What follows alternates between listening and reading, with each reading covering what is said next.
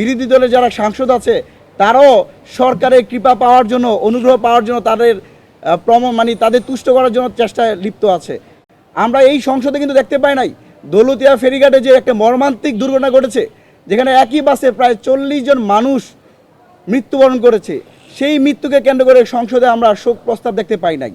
সংসদে কিন্তু আমরা এই কার্যকর বিষয়গুলোর কথা বলার জন্য আমরা উন্মুখ হয়েছিলাম যে আমাদের বর্তমানে স্বাস্থ্যসেবা ভঙ্গুর অবস্থা, যেটা ইন্টারিম গভর্নমেন্টের কারণে গত 1.5 বছরে হাম থেকে শুরু করে শিশুদের যে টিকা দেওয়া দরকার ছিল, স্বাস্থ্য উপদেষ্টা সেই ব্যবস্থা না গ্রহণ করার কারণে আজকে আমরা স্বাস্থ্য সেবার ভয়ঙ্কর একটা অবস্থা দেখতে পাচ্ছি।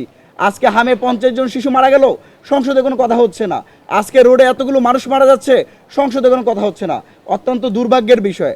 আমরা সংসদে একটি প্রাণবন্ত সংসদ চাই, জনগণের সংসদ চাই। সরকার দল অনেক সময় হয়তো এদিক সেদিক করে চলে যায়, কিন্তু বিরোধী দলের অনেক সময় জনগণের প্রতিনিধিত্ব হিসাবে তারা কাজ করে। কিন্তু আজকে আমরা দেখতে পাই বিরোধী দলের যারা সাংসদ আছে তারাও সরকারের কৃপা পাওয়ার জন্য, অনুগ্রহ পাওয়ার জন্য তাদের তাদের তুষ্ট করার জন্য চেষ্টায় লিপ্ত আছে।